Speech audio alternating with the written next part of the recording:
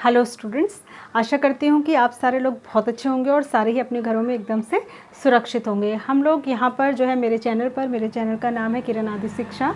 यहाँ पर हम लोग एनसीईआरटी क्लास 10th का आज डिस्कस करेंगे चैप्टर नंबर 15, जिसका नाम है प्रोबेबिलिटी। और ये लास्ट चैप्टर है आपकी बुक का। अभी मैंने आपको कुछ टाइम पहले कुछ वीडियोज़ मैंने इस पर बनाई थी कि 9th और 10th का जो सिलेबस है वो ट्रिम कर दिया है सीबीएसई ने, तो 10th के लिए भी मैंने एक वीडियो बनाई थी। लेकिन वहाँ पर आपका ये वाला चैप्टर जो है एज इट इज़ है, इसमें से कुछ भी ट्रिम नहीं किया गया है। इसका कारण ये है कि बहुत छोटा सा चैप्टर है, बहुत आसान चैप्टर है, स्कोरिंग चैप्टर है, एग्जाम में से क्वेश्चन आता है और इसमें बहुत ज़्यादा पढ़ने की ज़रूरत नहीं है, तो इसीलिए इसको ट्रिम नहीं किया गया। तो ये आपके लिए इंपॉर्टेंट चैप्टर है। अगर इसको ट्रिम नहीं किया गया है तो इसका एग्ज़ाम में क्वेश्चन आना तय है। तो सबसे पहले हम पढ़ेंगे कि जो है प्रोबेबिलिटी क्या है। अच्छा, स्टार्ट करने से पहले मैं आपको एक बात बता दूं कि अगर आप चैनल पर पहली बार आए हैं या आपने पहले नहीं देखा है तो यहाँ पर आपको जो है सीबीएसई के लिए क्लास 6 से लेकर 10 तक मैथ्स की सारे चैप्टर्स की वीडियोस मिल जाएंगी। तो उसके लिए आप जल्दी से चैनल को सब्सक्राइब कर लीजिए। वहाँ पर अलग अलग क्लास के लिए अलग अलग प्लेलिस्ट बनाई गई है। आप अपनी पसंद की जो आपका क्लास है उस प्लेलिस्ट में जाकर प्रीवियस चैप्टर्स की वीडियो को देख सकते हैं और लॉकडाउन में अच्छे से आप घर बैठे अपनी तैयारी कर सकते हैं एग्ज़ाम के लिए। तो हम आगे बढ़ते हैं। प्रोबेबिलिटी क्या है, पहले हमें ये समझना पड़ेगा कि प्रोबेबिलिटी क्या है। जो प्रोबेबिलिटी का हिंदी मीनिंग होता है बच्चों, वो होता है प्रायिकता। ठीक है, इसको हिंदी में कहते हैं प्रायिकता। और प्रोबेबिलिटी ये एक मैथमेटिकल टर्म है और अगर हम प्रोबेबिलिटी को आसान शब्दों में कहें तो इसको कहेंगे पॉसिबिलिटी। आप इसको कहेंगे पॉसिबिलिटी यानी कि संभावना। ठीक है, अब संभावना किस चीज़ की संभावना की बात कर रहे हैं? Occurrence of an event. किस चीज़ की संभावना? किसी घटना के घटित होने की।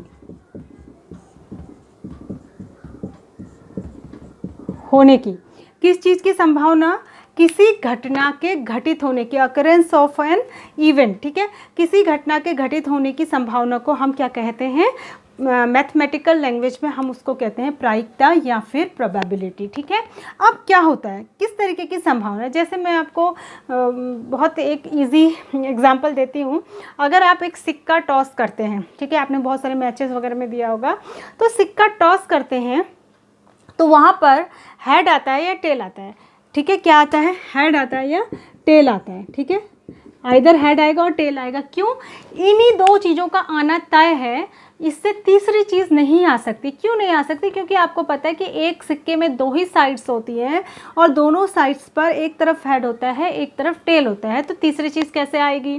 तो अगर आपसे कभी पूछा जाए तो कि अगर हम एक सिक्का टॉस कर रहे हैं, कॉइन को टॉस कर रहे हैं, तो बच्चों बताइए कि वहाँ पर हेड आने की प्रोबेबिलिटी कितनी है या फिर टेल आने की प्रोबेबिलिटी कितनी है, या पूछा जाए कि हेड आने की संभावना कितनी है, तो इसका मतलब ये है कि वो आपसे जो है प्रोबेबिलिटी को पूछ रहा है। किसी भी चीज़ की टोटल प्रोबेबिलिटी 1 होती है। ठीक है, किसी भी चीज़ की टोटल प्रोबेबिलिटी 1 होती है। 1 का मतलब है या तो वो घटना पूरी तरीके से होगी या पूरी तरीके से नहीं होगी। ठीक है, कुछ परसेंट हो सकती है, वो तो अलग अलग प्रोबेबिलिटी होगी, लेकिन टोटल मिला के क्या होता है, होने और नहीं होने का पार्ट जो होता है वो मिलाकर क्या होता है, 1 होता है। ठीक है, ये ध्यान रखने वाली बात है। अब देखिए कैसे हम इसको निकालते हैं। ठीक है, देखिए जैसे मैं आपको, अच्छा उससे पहले मैं आपको एक चीज़ बता दूँ। एक्सपेरिमेंट, हम जैसे ये टॉस उछालने का जो काम हम कर रहे हैं, इट इज़ एन एक्सपेरिमेंट। ठीक है, तो एक्सपेरिमेंट जो होते हैं वो 2 प्रकार के होते हैं, 2 टाइप के होते हैं। एक्सपेरिमेंट्स 2 टाइप के होते हैं। यहाँ पर प्रोबेबिलिटी के केस में 2 तरीके के एक्सपेरिमेंट होते हैं। एक होता है रैंडम एक्सपेरिमेंट। ठीक है, रैंडम एक्सपेरिमेंट, इसको हिंदी में कहते हैं यादृच्छिक। बड़ा टफ सब्जेक्ट है, वर्ड है, तो आप इसको इंग्लिश में याद करिए, रैंडम। और दूसरा होता है डिटर्मिनिस्टिक।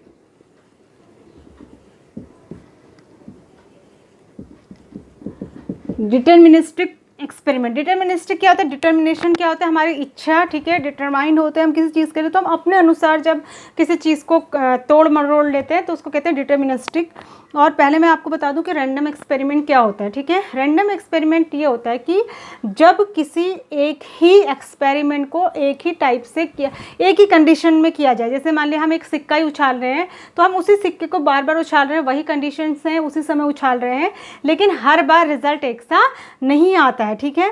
जैसे कभी टेल आएगा, कभी हेड आएगा, कभी टेल आएगा, कभी हेड आएगा, तो ऐसा नहीं कि हर बार हेड ही आए या हर बार टेल ही आए, तो इसको कहते हैं रैंडम एक्सपेरिमेंट, ठीक है। जैसे एक और इसका एग्जांपल, जैसे डायस होता है लूडो का, जैसे लूडो खेलने वाला जो पासा होता है उसको आप जब फेंकते हैं तो आप एक ही जगह पर बैठे हैं, वहीं पर आप गेम खेलें, जब फेंकते तो हर बार ऐसा नहीं है कि 6 आए या 5 आए या 1 आए, हर बार अलग अलग ही नंबर आता है, ठीक है। तो इसको कहते हैं रैंडम एक्सपेरिमेंट, जब कुछ भी आ सकता है। दूसरा होता है वैसे हम जितने भी एक्सपेरिमेंट करते हैं, जहाँ पर भी हम इसको यूज़ करते हैं प्रोबेबिलिटी को, हम रैंडम एक्सपेरिमेंट्स को ही यूज़ करते हैं, क्योंकि डिटर्मिनिस्टिक जो एक्सपेरिमेंट्स होते हैं उसमें बायसनेस आ जाती है, ठीक है। क्या आ जाती है? बायसनेस आ जाती है। बायसनेस माने क्या कहना चाहिए?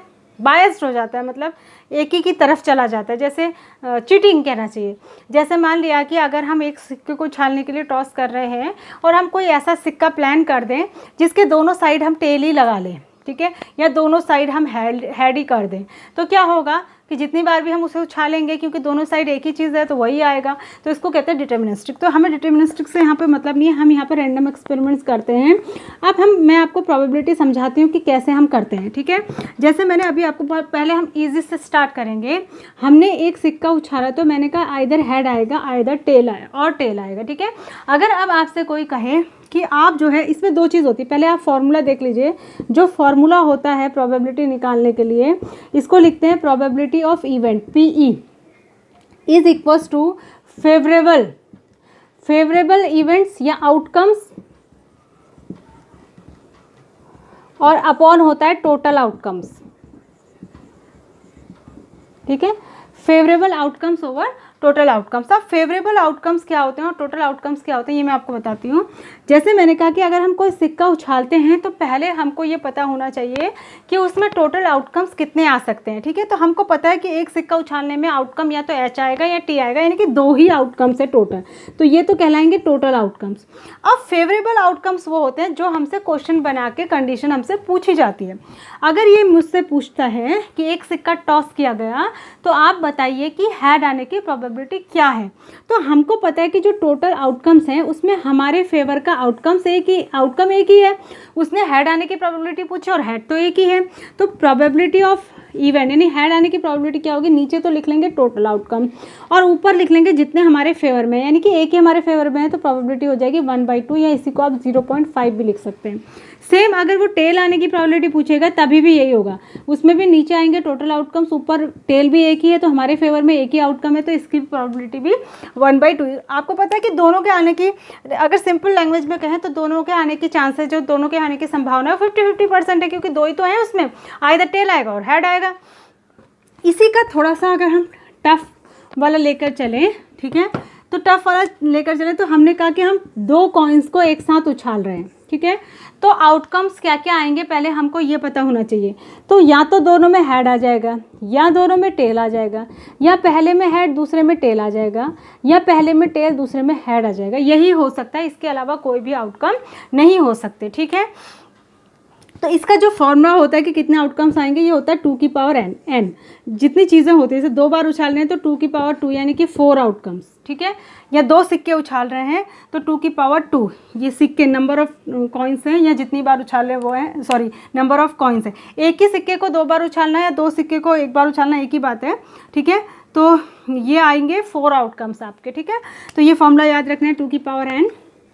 अब हमें जो है इससे रिलेटेड मैं आपको छोटे छोटे क्वेश्चन बता दे रही हूँ जैसे कि एग्जाम में पूछे जाते हैं, और फिर हम आगे इसको फर्दर और डिटेल में डिस्कस करेंगे। एक वीडियो में ज़्यादा नहीं कर पाएंगे क्योंकि वीडियो लंबी होती है और आप एक साथ इतना समझ भी नहीं पाएंगे। तो अब इससे कैसे कैसे क्वेश्चन बनाए जा सकते हैं। ये कहेगा कि जो 2 सिक्के एक साथ उछाले गए, 2 कॉइन्स एक साथ टॉस किए गए, तो बताइए कि 2 हेड आने की प्रोबेबिलिटी कितनी होगी। तो प्रोबेबिलिटी ऑफ इवेंट होती है favourable outcomes over total outcomes.